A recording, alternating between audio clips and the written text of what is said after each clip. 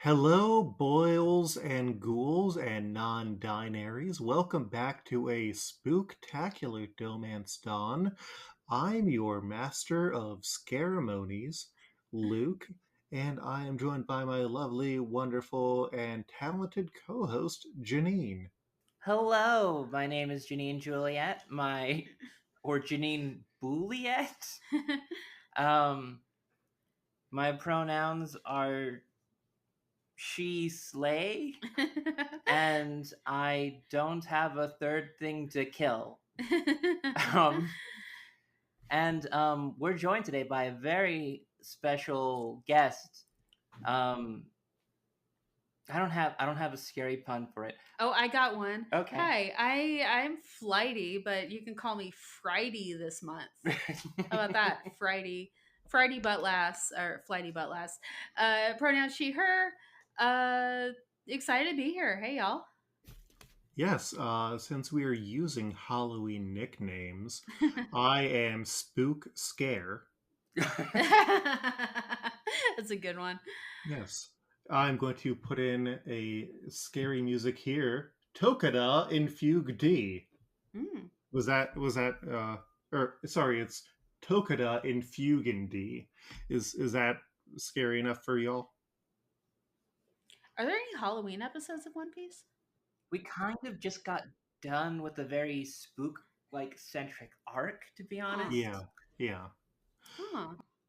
Because Halloween really isn't a thing in Japan. It's very much an American holiday that is spreading to other countries. I say, having recently had guests from Finland visiting.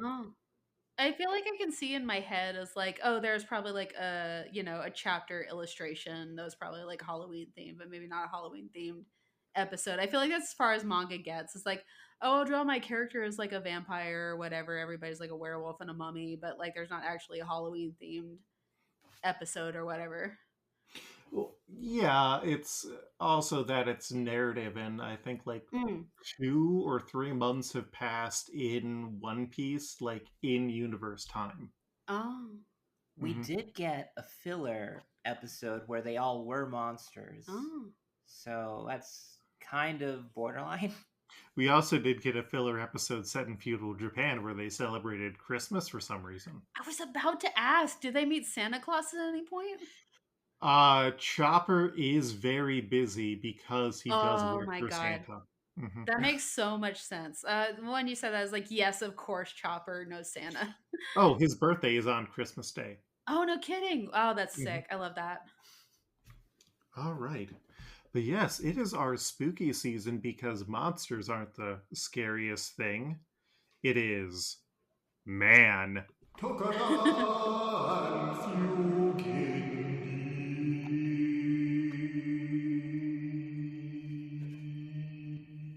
It just kind of goes on there for a bit. What is that from? Me. Yeah, Luke just makes these for bits sometimes, and it's just... No, I love them. It's just, I'm completely dumbfounded. Like, I can never prepare myself for whatever happens. You know, I think that's fair, and I do try and give you warning with the warning. But yes, Flighty, thank you for joining us on this podcast. Of course. For those who are unfamiliar with you, what else do you do? Introduce yourself. Yes, hi. I'm Flighty Buttlass. I am a wrestling fangirl. I do wrestling fan art. I sell wrestling merch. If you like cute stuff, you come to me. Trying to buck the traditions of shitty wrestling t-shirts with my cute stuff. And I'm best friends with Janine. We are in the same room right now podcasting together and having a great time. I love to have fun. I love social media and I love selling merch. That's Flighty. That's Flighty. What is your background with The Simpsons? Oh, good question. God, I was thinking about this today. I obviously grew up like not in the Simpsons hate, kind of in the Simpsons heyday. It's like I think the thing I knew the most about the Simpsons is that my parents didn't like it. Mm-hmm. That was my biggest thing, and not kind of based on that, but not really. I was like, well, I don't need to watch it. Who cares? This was also Mm-hmm.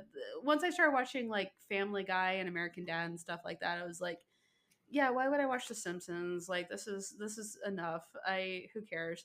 And then I got to college and I started watching some like newer Simpsons. Mm-hmm. And I even then I could kind of tell it's like, oh, this is I don't get it, but like, it still seems pretty good. This was in like 2010, 2011, so it's like definitely older Simpsons where the magic was kind of lost. But it was only recently this year that I started watching old episodes, kind of binging from season 4 onward, and like I like it well enough. Like it doesn't make me laugh out loud, but like I can appreciate, a lot of the humor and stuff. I am enjoying the rewatch. Yeah, it's good. It's good to, I kind of wish I'd grown up with it, but I'm Mm-hmm. enjoying it right now for what it is. Nice. And what is your background with One Piece? Oh God. um my first exposure to One Piece, which, I'm pretty sure is relatable to a lot of people, was with the 4 Kids dub. Mm-hmm. Uh at that point it was kind of easy to write it off because I kind of knew at that point what to expect from anime. I anime at the time, early adopter, kind of understood that this was being censored in a really heinous way. Um, but more recently, my best friend was living with me during the pandemic and started rewatching One Piece on her own, and I kind of caught the first couple episodes with her, and I was like, "Damn, I hate Luffy so much." Damn, this dude sucks. Like, this dude is so annoying. And my best friend from Florida was like, listen, he's a shonen anime protagonist. Like, it's going to take him time to, like, learn and get rid of this childish attitude. I was watching the episodes for this podcast, and I was like, nah, he still sucks, actually. I'll let Dalton know that you have joined the Luffy sucks. Nah, I hate I hate Luffy. Luffy. Yeah. At least, honestly, at least in the anime, like I feel like if I watched the live action, I would be a little more endeared because, like, I just look at Everyone's what I've seen toned from that. down. Yeah, Everyone's kind of toned down yeah. in that. But also, this is like Luffy at the beginning of an arc, so he's screaming a lot more. He's No, he's like so shitty. Like he's so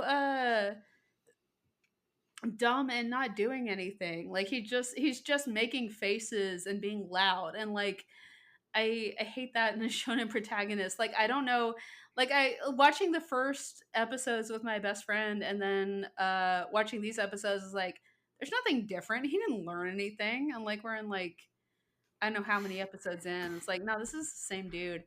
But I will say though, I will say earlier this year I tried reading the manga, Mhm. and I like that a lot more because I can really tone him down in my head.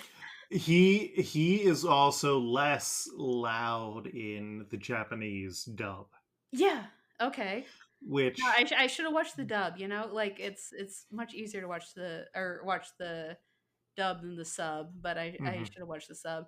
But no, I have read the first couple of chapters of the manga earlier this year. I was like, well, maybe I could actually read the manga because I am a manga diehard. Like I always prefer to read things and watch things.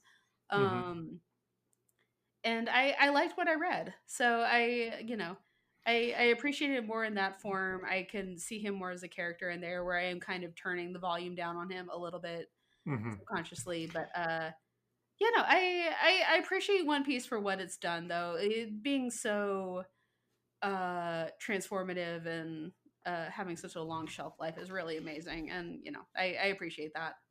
Oh yeah, it is keeping Shonen Jump Yeah, going at this point for sure. because like the generation that started after it, all of Yeah, those have ended now, yeah. and I love the philosophy behind it. It's like I can do whatever I want in this world. Talking about mhm, Oda, it's like, yeah, whatever you want, you can just like shoehorn it in. It doesn't matter if it's pirates or not. You can just get in there and do whatever you want because it's a long running shonen. Of course you can. No, it's really cool. In theory, maybe not in practice. Doesn't suit my taste, but I appreciate it for what it is. Fair. And that's all we kind of ask for Yeah. on the show. That and our guests watch a sometimes ridiculous number of episodes. All right. Well, the episodes that we are going to be covering today of The Simpsons and One Piece initially ran between January 18th and February 22nd of the year 2009. This is when I had done very poorly in class, and then driving back after winter break, we hit a deer Oh at my like god. 2 a.m. because we were trying to avoid a snowstorm that never came. Ooh. Yeah. Hitting deers is scary. They fuck your car up all the way, huh? It is. Yeah. Not as bad as moose. No, not as bad as moose. Yeah, Mooses yeah. are like 3 times the size of a deer. Cool. They are. I on the when we had visitors from Finland in recently, we were just talking about mooses and how those will get you to just fully come and stop to a car or Oh. stop because they may not move. I also saw 2 Why would live they? black. Why would they? They're Yeah. so huge. Like they don't have to bow to humans or anything or cars. Yeah. They're sharing secrets. They know they can defeat a car easily just because they're whispering it to each other. Yes. So we had 2 Simpsons episodes that went during this time. The first was Lisa the Drama Queen, where Lisa makes friends with Juliet, another gifted child, and together they create a fantasy kingdom called Equalia. Juliet ends up acting out when her father disrespects her hyper-focus for his own, and the 2 girls start imagining their world is real and run away. They get captured by Dolph, Jimbo, and Kearney, the last of whom gets invested in their world and helps them to escape. But Lisa realizes she needs to live in the real world and leaves Juliet behind. Also, I wrote in here, because I watched it a month ago and was like, I wanted to make sure to make this point. Almond Joy is a superior candy, and also there's pointless Fall Out Boy doing the end credits. It was so useless, Fall Out Boy in the credits. I was like, I don't know what I'm supposed to think about this. Is this like Fall Out Boy, the actual band? I don't know. Yes. Yes. Because they got their name from The Simpsons. But they were performing the ending, right? Yeah, but they didn't appear anywhere in the episode. No. And it's very shoehorned. It kind of seemed like it was like riding their popularity at the time. I can't remember exactly what year you said this was, like 2009. Yeah. Okay, yeah, no, that was a good time for Fall Out Boy, yeah. Mm-hmm. If you can shoehorn that in, Fall Out Boy the band, do it. Yeah, I remember listening to Fall Out Boy at the time. I definitely think though that like it was like one of those things where like they would just like have it for the episode like and Fall Out Boy on The Simpsons this Sunday, just to get you to tune in, and just like at that last fucking like few seconds, bam, there they are. You can't say we lied because they're there now. They did do that with Danny DeVito's coming back as Herb Powell on The Simpsons. And then it was like, oh, he had one line again. But at least he appeared in person. Yeah, it's a weird episode. I don't think that it's really as nice as it could be. I think there's like a lot of gender episode, though. I like a Lisa episode where it kind of seems like none of this matters, but she's getting a chance to like be herself, because I feel like I am a Lisa in a lot of ways, so like I can relate. It's like, oh, you're getting lost in your own fantasy world. Oh yeah, of course I relate. But no, I can see how it is very insignificant in the scheme of things, which I feel like a lot of how Lisa is in general is in real life is like very insignificant, but also like, no, I get it and I like it. It's not. I understand that it's not a good episode, quote unquote, but I like it for what it is. Oh, I think the episode is good. I just think that there could have been more exploration into like Oh what yeah, we will accept and allow. Like yeah, her dad being like, "No, we need to listen to my hyper focused yeah, music choice," and yeah. No, just I agree with that. It's very like broad strokes, surface level is like, oh yeah, here's what this is about. Here's the hero, here's the villain kind of vibes. Like, yeah, of course Lisa is gonna get to save the day with her imagination. It's like I don't know, it's a little clean. I understand that. I watched enough Simpsons lately to know that that's not how it should have been, or mhm. it would have been better otherwise, I guess. But no, I The, love Elisa's solo episode. I really do.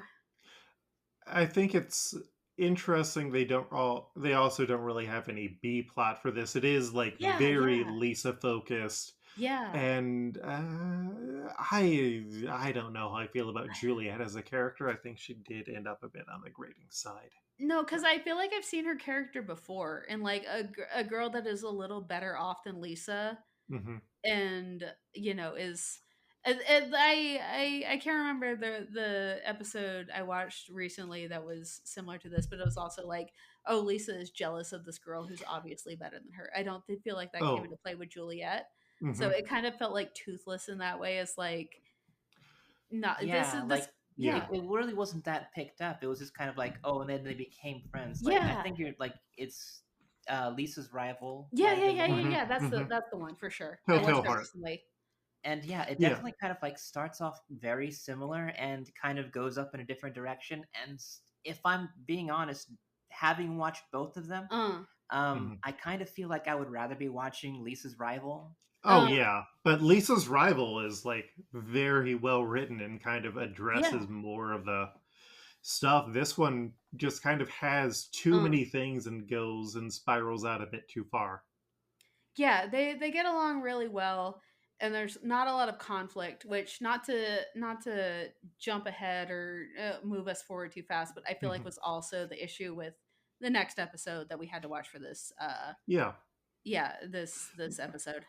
Yeah, Take My Life Please is the second one. This is the Uh. start of the HD opening era, Oh my which god, I'm still glad I got to be continues. here for this. Honest, I clocked that Mhm. immediately. Like you wrote it down in the Google Doc for this episode, but I did not read that. But when I saw this, I was like, oh my gosh, wow, big shift, big shift. Yeah, like this is where they're going to start doing more weird things. Like I just finished, or I'm 2 or 3 episodes away from finishing the Treehouse of Horror rewatch, but it's kind of like we need to do more with the opening Mm. credits, and so we have like the Kesha opening coming Ah, up and some other stuff. mm. College age me had opinions on that Kesha opening, which I'm I'm looking forward to reapproaching that because I think TikTok is not a horrible song, and TikTok Simpsons is rules. what it Yeah, is. no, that's a Mhm. good song. It was a era defining song. I definitely Yes. went hard on Rainbow when she came back. Oh yeah, yeah, yeah. Because like there's some really good songs and like uh one of them that Dolly Parton's on Oh and yeah, her revival is cool as hell for sure. yeah, so like being able to go back and watch an opening done by Kesha, now knowing 2024 Kesha, I'm very interested in that.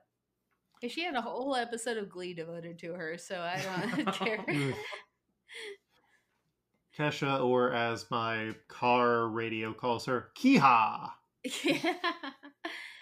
Um, I thought it was cool. The HD. I don't know when this started. The theme song for uh One Piece at the moment, which I understand was like a 10th anniversary redo of the original theme song. But I Depending on where you're watching it, because if you watch on Netflix, they actually reuse the rap one. Uh, oh no, I did not see that. It was the original Japanese theme that I saw. But I thought it very cool that there was a little overlap with the HD theme and also like the original the remake of the original theme song. I feel like there's a little bit of synergy there. For whatever reason, the Netflix copy of the show, they don't have the 10th anniversary redux of the theme. They just keep using the last one, which Janine would know, which is the one that has the pointless, like, 2 lines of rap where it's like, we're the Mm. pirates of the Oh my mast. god. Yeah. Yeah, Oh, it's a downgrade. it definitely does feel like there are weird moments like that between different versions because Uh. there have been a couple of times where Janine has to switch the source of where she sees things for reasons. And like I'll notice those changes every once in a while, and it's Mhm. I don't know if it's like a music rights issue. I have no idea.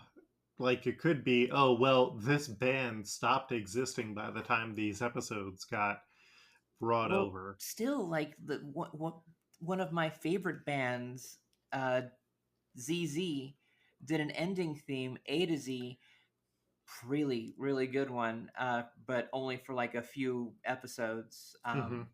Anyway, they're no longer a band, but their music is still there. But No their idea. music's also still available to like listen like streaming. So I think like they're more open, or at least with a company that like will license it like a lot much more easier. I Hmm. have no idea for anybody else, but now that I'm saying that, you know, I could definitely see if it was like a rights issue, like discrepancy between companies, I guess.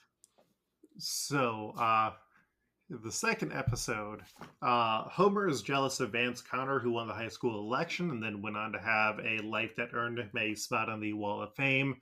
Lenny and Carl revealed that Principal Dondelinger had them hide the real results, and after digging them up, they discover that Homer won the election, and Dondelinger reveals he hid the results because he saw everyone voting for Homer as a prank and wanted to protect him.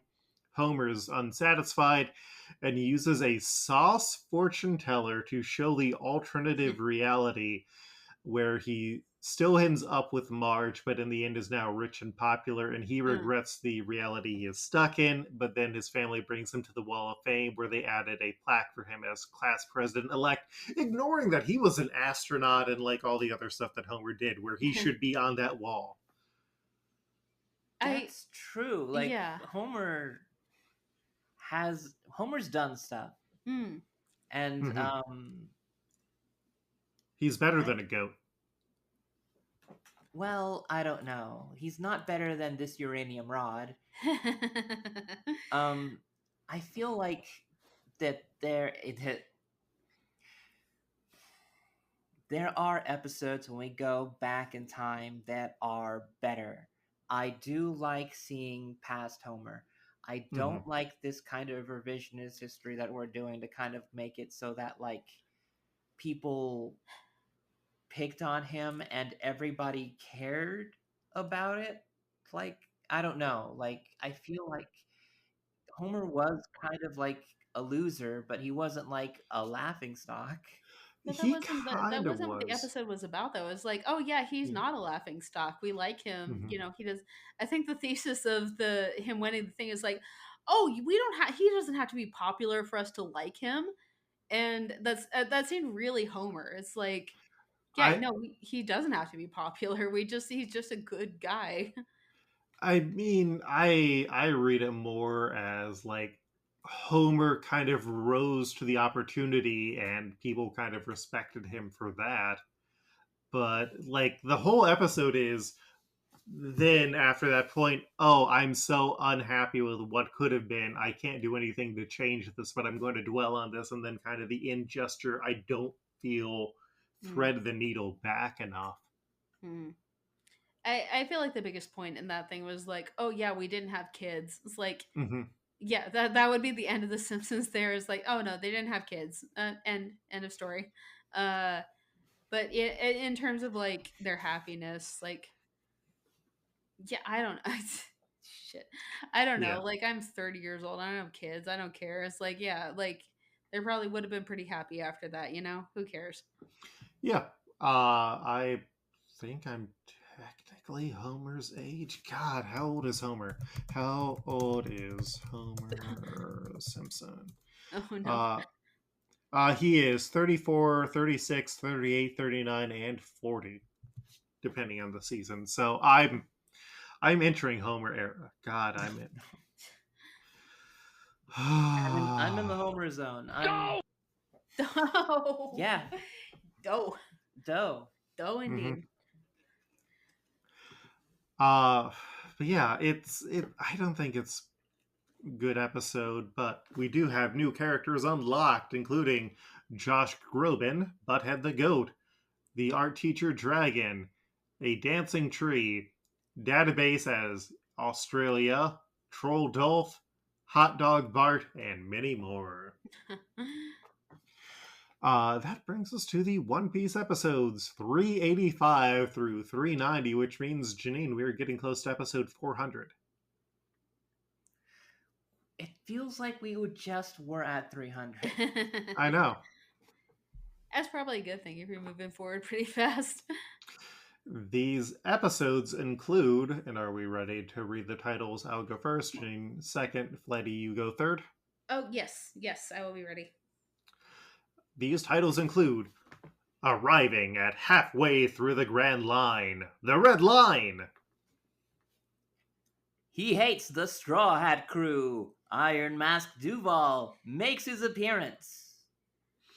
The Beta Reunion. Save the captive fishman. Tragedy. The truth hidden under Duval's mask. Explosion. The Sunny super secret weapon. Gaon. How's that pronounced? Gowan. Cannon. Disembarking with the sights set on Fishman Island. The Sabadoti Archipelago. The Sabaody. Sabaody. Gawan Sabaody. Sabadoi Archipelago. Zabado! That's a wrestling thing. Probably. So at Marie Joie, Kuma returns without killing Luffy, which frustrates Admiral Sengoku since his defeat of another warlord is potentially devastating news, but Garp isn't concerned since Luffy doesn't care enough to brag. The Straw Hats, meanwhile, head towards Fishman Island, fighting through storms and monsters as a unified crew, but when they reach the Red Line, which is the massive continent that divides the oceans, they find that the log pose wants them to go under it, and exploring how they need to go down, they end up finding a massive sea hare, which attacks them. But when they defeat it, they find Kami, the mermaid, and her pet, starfish / mentor, Papagoo. Kami offers to reward them with takoyaki from her friend Hachan, only to find out that he's been captured by the Macro Gang and the Flying Fish Riders, so they head off to save him and find out that Kami has been captured multiple times because the slave trade is really big around the archipelago. That's a lot there. Honestly, that is probably like an unnaturally dark thing that they kind of touch on in a sea of just silly bullshit. You know who's the real monster? Humans, and specifically the rich. That seems like a reoccurring theme in One Piece. It's like, is either the rich or the military. The military or the Marines exist to support the rich. We're going to find all about that. Very applicable. Yeah, like the last arc was, spooky monsters and zombies. Those are scary. And then this one is like, oh no, the rich are treated essentially as gods and can enslave you, and you can do nothing about it. That is one good thing about the series. They make that very clear from like the first 3-4 episodes. Like, the military, they're assholes. Don't worry about it, or do worry about it, but like also, you're right in thinking that authority are assholes. Meanwhile, the Flying Fish Riders, led by the mysterious masked man Duval, have been looking for the Straw Hat Pirates and specifically the person who ruined his life. Duval's men go after the ship but are called back to lure them into the trap. What were your all's Duval theories? Okay, so I did give you a Duval theory before, before all of this Mhm. that I do not remember. You can go back to the last regular episode and hear it. But when I started listening, I was thinking, when I started watching the episodes, I was thinking, if it was going to be anybody, somebody obscuring their face to show it off later, I was thinking, what if this is Spandam and he just got like a devil fruit? And Interesting. then I started watching the episodes. Uh-huh. And I stopped right after 387, right about the halfway point, and I got to just thinking like, okay, this person specifically hates Sanji, so I was like, is that the soup motherfucker from Baratier? Mm-hmm. And I was like, that is the person who probably I have not seen for a while and could have changed drastically, and like I would just accept it, and like that could just be like a thing because this person specifically hated Sanji. Full Body is currently hanging out with Django, and they are both horny for Vice Admiral Hina on her ship. See, there we go. Mm-hmm. Still in the mix. Mm-hmm. But I, enough time not knowing or just anything that anything could happen. And then like we'll get to my thoughts when we get to the reveal, but like right about then is just about like where my ideas just kind of stopped. Uh-huh. No, I mean those are both like good theories. The fan base, if I remember correctly, had a lot of wild theories, and it's great. Not to get too far ahead, but like Mm-hmm. I went into this arc, like this was a new arc, correct? Mm-hmm. Mm-hmm. Yeah. I went into it thinking it's like, oh, this dude's gonna be a big deal. And within 5 episodes, I was kind of disappointed by how like he seems like he's gonna come back later, but at the same time I was also like, oh, I thought you were gonna be important, but maybe you're not. He's still got important things to do. I'm sure, yeah, but like the way it kind of like, oh, Build it him kind up. of felt like it could have been its own arc, but it wasn't. It's like, oh, you're going off to do your own thing now, huh? He's going to stick around for the rest of this arc. Oh, okay. Yeah, what do I know? No. I mean, it's perfectly fair. Like they set him course. up to be this big thing, and then One Piece likes to do the big gags, and this is one of those. We were talking about this earlier. I feel like if I was reading the manga, I am a manga diehard. Is the thing about me. Like I would rather be reading anything than watching it. But like, yeah, no. If I was reading this, it would have probably hit a lot better than watching a whole 5 episodes of anime building this dude up and then being like, oh, actually, no, we'll see you later. I'll be more important later, I promise. So Hachan, meanwhile, is actually Hachi, part of Arlong's gang of fishmen who regrets what he did, and when the Straw Hats recognize him, they are prepared to leave him behind, being captured and to be sold into slavery, which is not great until Kami and Papagoo get captured again when they try and save him, and Nami decides to forgive him. The Straw Hats easily defeat members of the Flying Fishman pirates, so Duval orders them to bomb the ship during the battle. Luffy ends up finding out Duval's secret as more Straw Hats make it to the base. Duval chases Luffy out on Motobaro, his massive bison, and is elated to get revenge on the man who ruined his life, Sanji. Luffy takes off Duval's mask, revealing that he looks like Sanji's bad wanted poster. And Janine, was I right? You'll never see it coming. Yeah, I never did see it coming. I mean, like, this is dumb as hell. It is. It's great. It's gotta be like the most weirdest thing that they've ever thrown, because I mean, I should be used to it by now. I should be used to it because when you told me that Usopp's lies are going to become true later,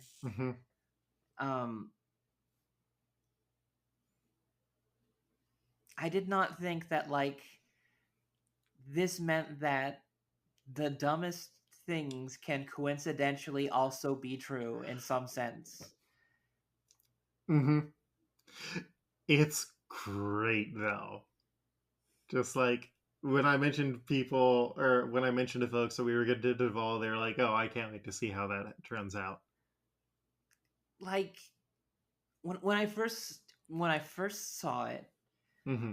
I I had to stop for a moment and really think about, like, okay, is this really, like, what I want to keep on doing?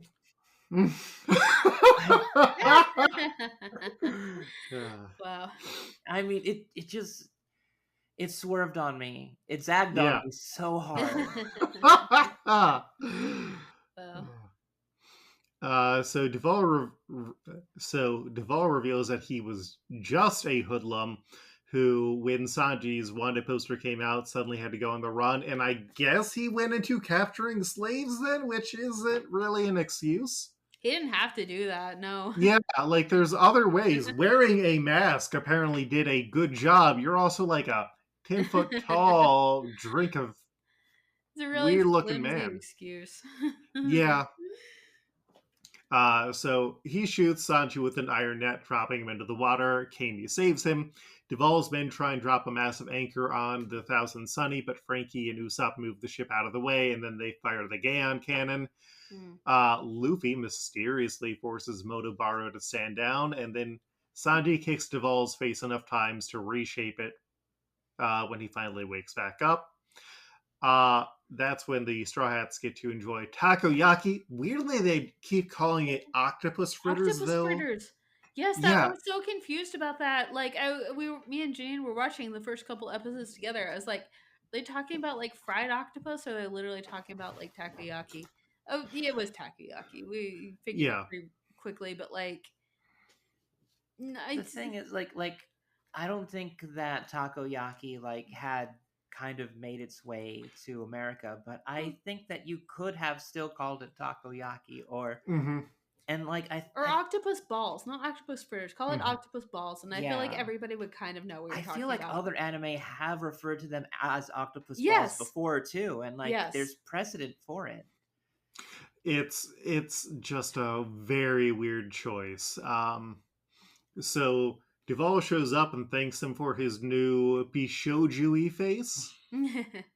That part was wild to me. It's like, okay, cool. We're dropping all premise of any conflict in this this mini arc, I guess. He thanks him for his new face, which he is now obsessed with, and renames his crew the Rosy Life Riders and promises to help the Straw Hats in the future. And that is when the crew talks about how to reach the new world, and Papa Goo explains that as pirates, they can't go over the Red Line since that's where Marie Joie and the Marine headquarters and the world government are. And instead, they're going to need to go under the Red Line across the Great Seafloor, which requires coating the ship at Sabaody Archipelago, which is a massive mangrove forest where the trees produce resin bubbles used in the coating. And Hachan promises to take them to a coater, but they also have to promise to ignore whatever they see the world nobles doing, which I'm sure that won't come up at all. No, clearly they were very happy and agreeable with that part. No, not at all. My God, like that's such a dumb thing to make. Yeah, why would you say that to the heroes of the story? Specifically Luffy, which a couple of arcs ago had declared war on the world government. Yeah, sounds like him. Like, Luffy may be an idiot, but at least he's an ally. Yeah. Doesn't bow to authority. That's a good thing about him for sure. All right. Well, we have 7 characters to get through, so are you all ready? Yay! All right. Up first, we have Kami, the mermaid, and my Rodrigo style was the armless Malibu Stacy wrapped in tape that Nelson had. My throwback was Strawberry from Milo's comic shop, and I also, just for a third one, was like Sacagawea Lisa, maybe? I don't know. I looked up Mermaid and Lewis and Clark Lenny and Carl talked about mermaids. Janine, who do you have? For my Rodrigo style, I have Juliet Hobbs.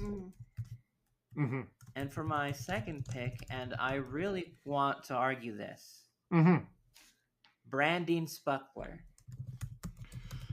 Interesting. Flighty, what about you? I also picked Juliet Hobbs. Seemed very relevant at the time, not the most important character of all time, but will show up as needed in the future probably. Just like it's girly girl vibes. She's there, she's a girl. Juliet was there, she's a girl. Like it's Lisa episode, so it's good to see Lisa have a female character who's connecting with a female character. So I went with Juliet in that regard. Interesting. So Janine, I want to hear your reasoning for Brandine Spuckler. Brandine and Kami both serve similar roles in which they move the plot forward by sometimes doing confrontational or dumb things. I feel like that's not going to change for either character, and that ties them to each other very strongly. I'm not sure I would agree, because like Brandine's other traits don't fit with Kami at all. I mean, Brandine has served in the military. Brandine comes in to cause shit when Cletus is acting too much. And I feel like if you have Cletus as Papagu, that's wild. Like Strawberry, I'd argue, has the same hair as Kami. And like a very similar vibe of kind of cool, kind of like silly in a way that I think fits.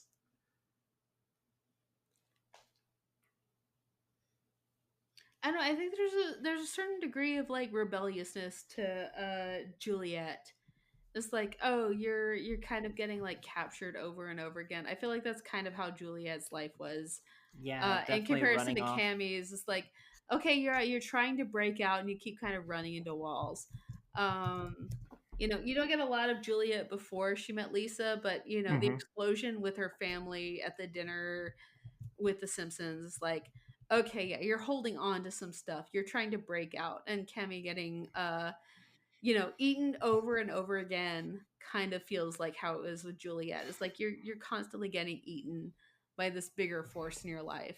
I feel like that there is a good argument for Juliet Hobbs. Oh yeah, no, I would be more precious on holding on to the princess personas that they create. I would feel like I would definitely Uterpile those like a lot more like closely than I would like just plain Juliet. Oh, you're talking about Queen Helvetica and Queen Valedictoria? The very ones. Yes. I feel like they'll be very useful later, but like right now, Juliet's good for Kami. Yeah, if I understand correctly, there is a time skip version of Kami, and might apply Queen Helvetica and Queen Valedictoria to that. There's different character, but no, Juliet, I'm fine. Y'all made a good argument, which brings us to Papagu. Janine, who do you have for Papagu, our starfish? So my Rodrigo style is the Royal Mypod. See, I went with Josh Groban.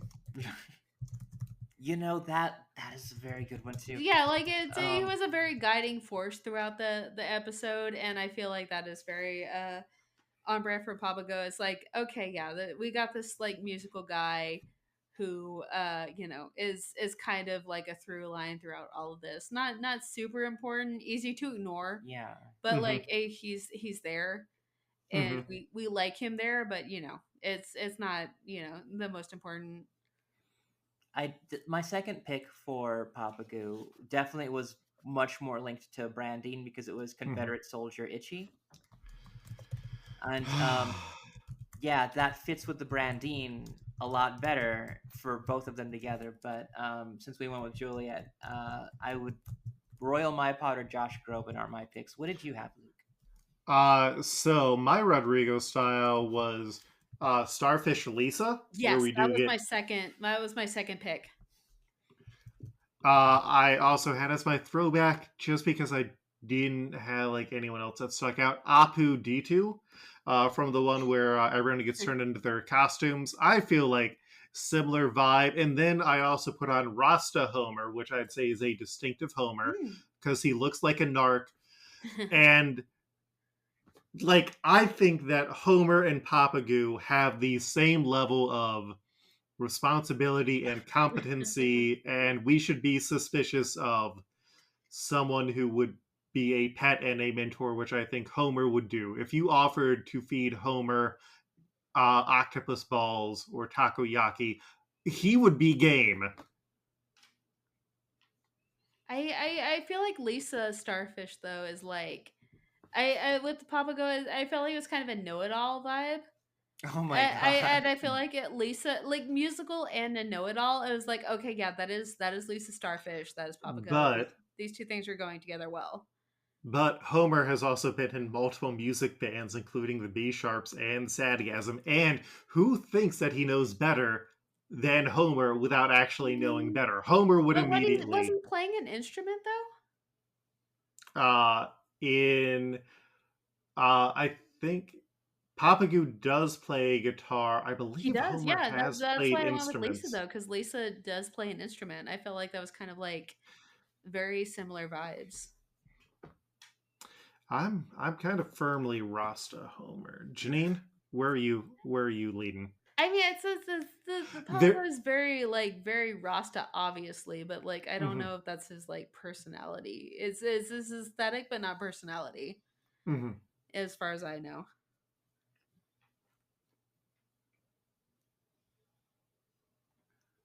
In the future, I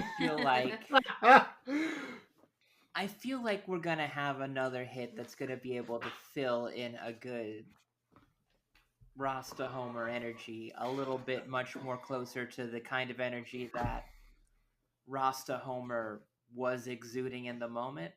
Mhm. Um, but how many starfish do we have going forward in One Piece? That's true. We do eventually get to Fishman Island. That doesn't tell me how many starfish. How many starfish do you have in The Simpsons? There's only one starfish that I know of that I'm sure is a pretty rare find, and that's Lisa Starfish. So there are the ones that attach to Homer's face, and the one where Homer and Bart both do the little brother type program. Papago's got like In the personality. Lisa And under those the Starfish don't is have you can names. develop a personality for Lisa Starfish. Like And I the feel only like it's thing that close enough with other thing Papago that in I could terms of think that personality. is close would probably be like Maggie and Parka that makes it look like she's a star. Okay, so it sounds like we want to do Lisa Starfish then. I I like feel it works. yeah, no, it works for sure. Visually. Yeah, visually and like you know, musically, like they're two characters that play an instrument. You know, I like the Josh Groban for kind of being like a through line for the The episode, and Juliet the Carmi character. Juliet does get Lisa captured with her. Yeah, And that Yeah. does happen yeah, for Papagoo and Kami. yeah. Hmm. Which I feel like where Josh Groban would kind of come in of like, okay, yeah, he's here with them. He kind of influenced her to rebel. I feel like he's kind of like a constant in her, you know, arc the way that Papago would be for Kemi.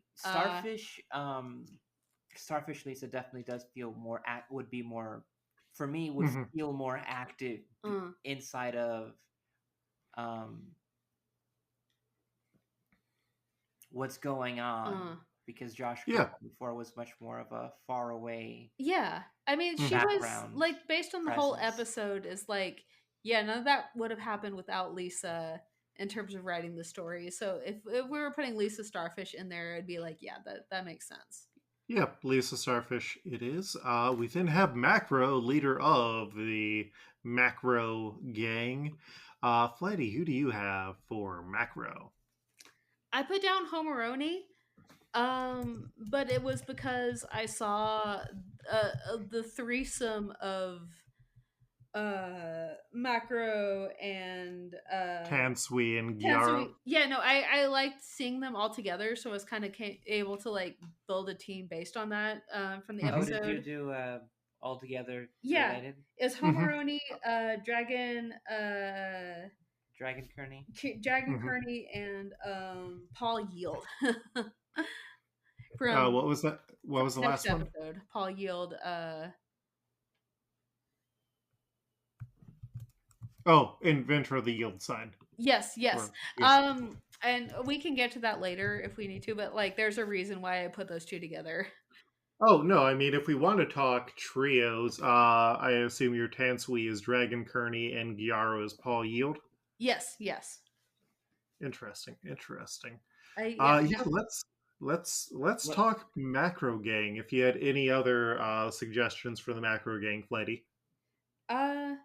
No, I thought they were like very aesthetically similar. They both had Mm-hmm. green, both kind of monstrous, very very shapely kind of vibes. No, it just felt right. Uh, j- uh, so I also had a Rodrigo style trio where I had Dragon Kearney as macro, Okay. and then Troll, Jimbo, and Dolph for Tansui and Gyaro. Yeah. My throwback for macro was the Mulk, Tansui was the Thung, and then Gyaro was Chief Wiggum when he turns into Jared from Subway, which is a joke that did not age well. So Ooh, let's yeah. No, burn him. Yeah.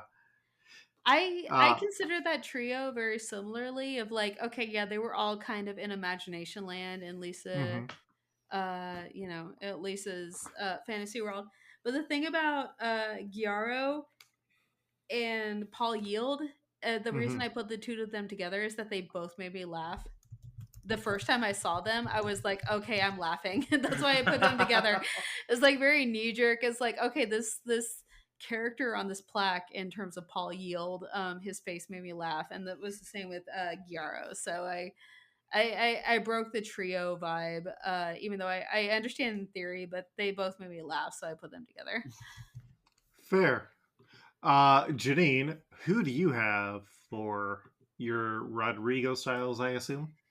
Yes. I only Mhm. did Rodrigo's on these, and Mhm. I actually had like the same ones that you had, Dragon Kearney as for macro, and then Mhm. Dolphin Jimbo Uh, and Tansui uh, Gyaro. Did you have Dolph and then Jimbo, or Jimbo and then Dolph? I had Dolphin then Jimbo. Interesting. So I do like Paul Yield, and I feel like we're going to forget about Paul Yield. yeah, Use Paul Yield it Uh, while was Paul Yield's still fresh. it was a yeah. throwaway gag, and I feel like this was a throwaway character. He did not seem important in the slightest, and that's kind of why I picked Paul Yield. Besides the fact that they both made me laugh, it's like, oh, these guys aren't going to ever be seen again, ever. hmm Janine. Um, I would be game to burn the Mulk for macro if you wanted to use Troll Dolph for Tansui. That way we all get 1 point off of this. Okay, that works. All right. That's democracy in action. We still have the There you thung go. available, right? The what? The thung? Because you're Yes. using the Mulk, right? Yes. Okay. And technically, we also still have the Hulk. Or, yeah, the Hulk has also appeared, but I think this was around the point where, people care about Marvel and they're now valuable properties, so we've probably got to stop using them. Uh, we then have the Big Show, Duval, and my Rodrigo style was Josh Groban. Oh. My throwback was Jimbo headed Kearney, where the golem swaps all of the bullies' heads, killing them. And then the strong choice that I'm going to fight for is Mr. Burns Jimbo, aka Jimbo Burns. Janine, who do you have? Well,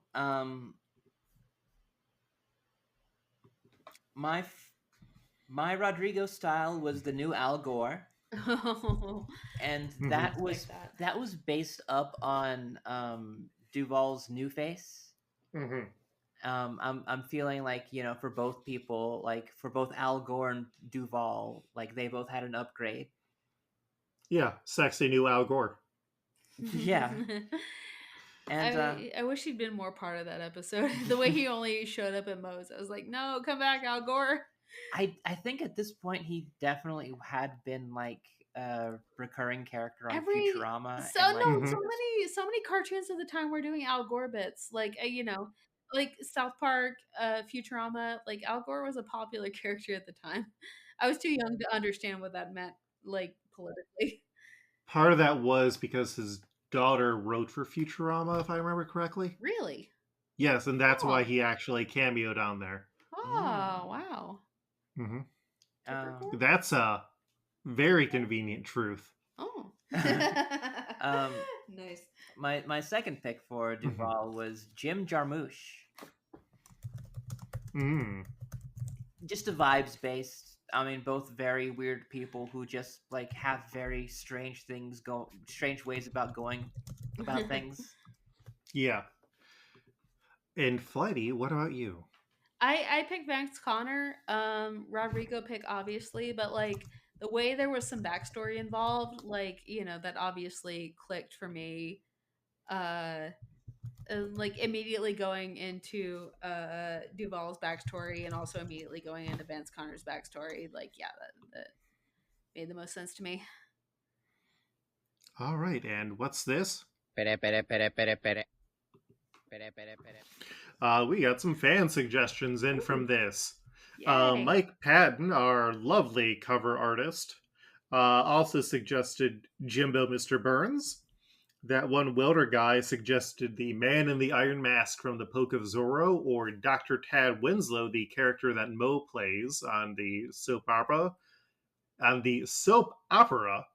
And then Reverse Eye Patch suggested Mr. Jones, Jimbo's father. Uh, Jimbo Burns is one that I have had in my like, oh, this I think is the funniest option that there is pick for a long while. I was not able to open the thing, so it was Jimbo. Uh, it is it is Mr. Burns when he pretends to be Jimbo so he can try and get the school's oil in Who Shot Mr. Burns. Oh my god. I just watched that episode. Uh, I don't know if it's relevant. It's like I don't know. Literally, do not know. I think I'm good with that one because I don't wait, huh? Because it would just be like Mr. Burns if you just draw it up though. I mean, Yeah, but it's also kind of funny because is it he looked like Jimbo before and now he looks like Mr. Burns? That's what we call a Mike Patton problem. that is true. That is true. I mean, he's the one that suggested it, and like it could be a hell of his own design. Let's send Mike to hell. Let's send Mike to hell. Uh, All um, right. I'm good with sending Mike to hell. All right. Sorry you've got to go to hell, Mike, but that's capitalism. That's the world that we live in. That's Spooky democracy. music.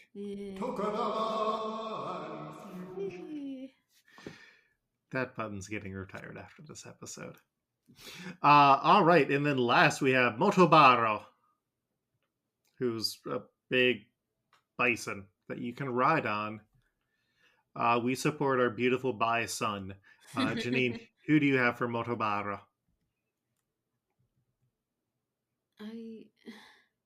I I could not get this one. This I this one has been a hard one. yeah, no, this is like I only have one Rodrigo pick. it was Mhm. either Binacorn or Marge as a monster truck, but I literally I don't know. I don't know, the Binacorn seem kind of cool, but like also Marge is a monster truck. I don't know. Both of them are Janine? pretty good, Yeah. right? Mhm. I had the Tunicorn. I The feel like, Binacorn? yeah, I I felt said like Binacorn. God, Oh, I'm wait, no, so it is a not glory Tunicorn. pilled. It is a Tunicorn. Yeah, I feel like the Tunicorn works if we're gonna be keeping with the kind of same imagery that we have like so far. There were two horns I on do the like the Tunicorn. idea. I do Mhm. like the idea of Mr. Burns on another strange, weird thing that becomes a shirt again. Oh, God. Because we've done that before. We have a Burns shirt of him riding a weird horse that is actually Smithers and also a flamingo. Hmm. So if we have a Burns that's also riding now on a unicorn with two horns, Just a quick. actually now I kind of want it to be Monster Truck Marge now. Actually, that was Monster Truck Maggie. Marge was a bottle Okay. of beer. Oh, okay. Oh, okay. Monster Truck Maggie. Okay. Okay. My bad. Yes. My Rodrigo style was Butthead the Goat. May he rest in peace. He earned his way to that Hall of Fame.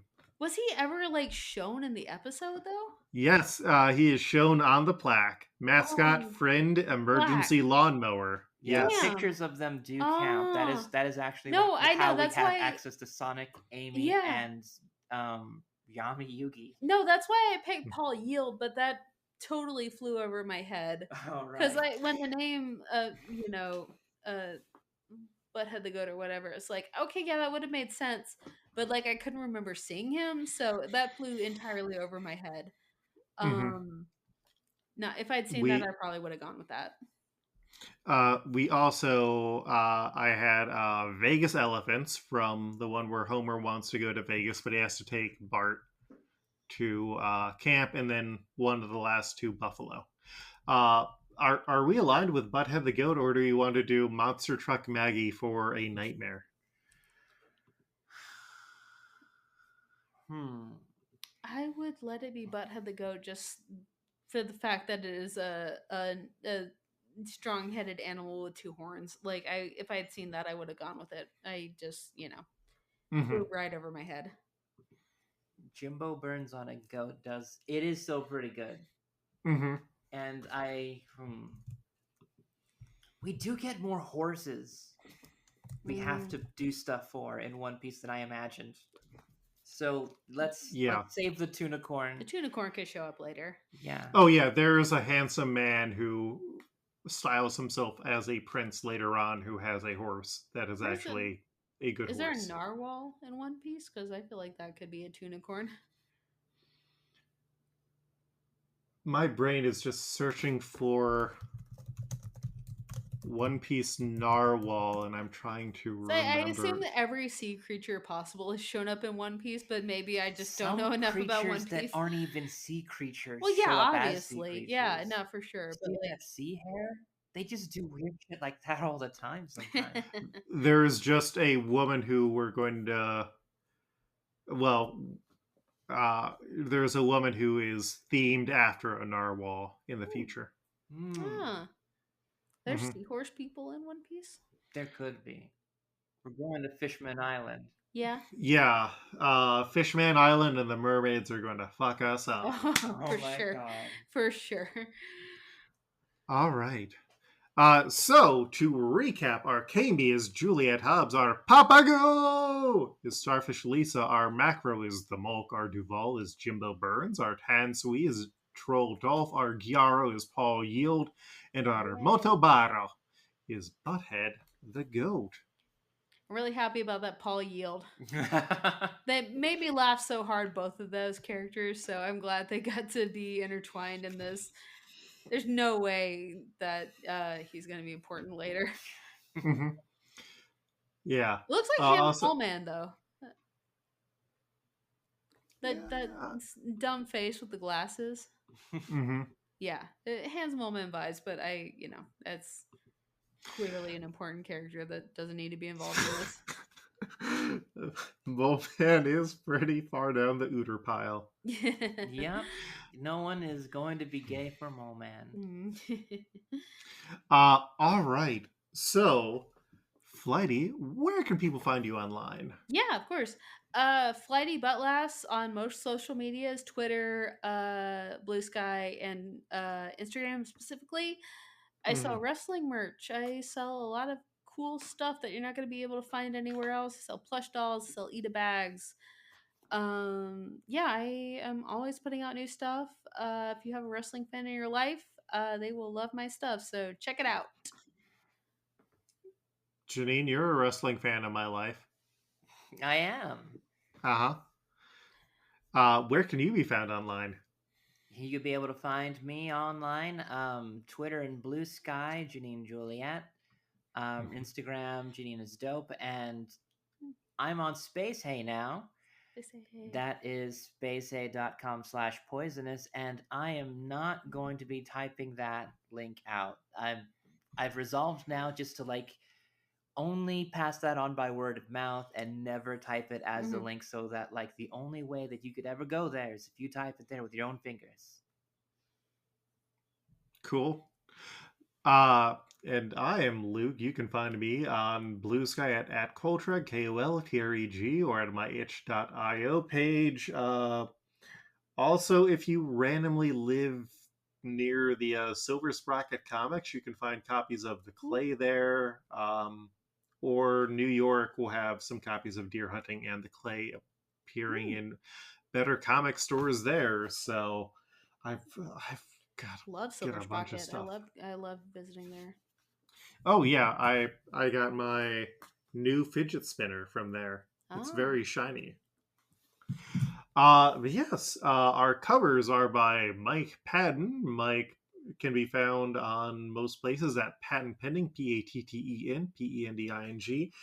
DohMance Dawn records every other week, and you can find out where to find us. We're on YouTube. We're in other places. That's how it goes. If you would like to support the show on Patreon, it is under my name, Luke Herr, LUKEHERR, where for each new person who joins the Patreon before we record the next episode, we will open up another character for public suggestions, and when you join, you get to pick what character gets added for public suggestions, because next week / next episode, we are introducing the 11 supernovas who we kind of premiered in the last SBS episode. And Janine, you mentioned Yami Yugi. Yeah. Yeah, get ready for me to try and use Yami Yugi. Oh my god.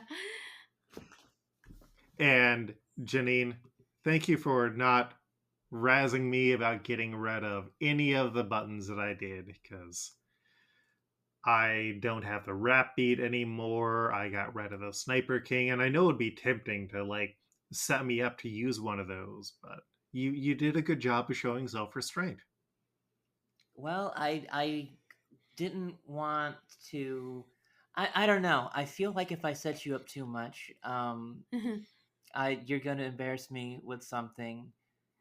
Can I get the middle-aged women button? Oh my god. Oh. A person who's very turned on by middle-aged women. Hell yeah, there it is. I love that. Hell yeah. Heard about that. You all right there, Janine? I am. Okay. The exact thing I didn't want to happen was requested. You should have told me about it. yeah. That, and that was a hell of my making. Yay.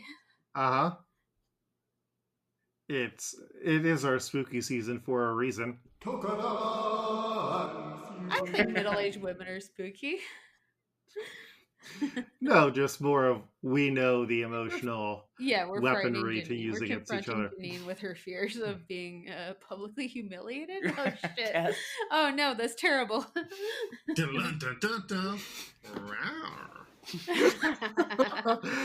All right. Well, I guess my revenge button will go unfired for another episode. Thank you for joining us, and smooth sailing to everybody else. Yay! Peace.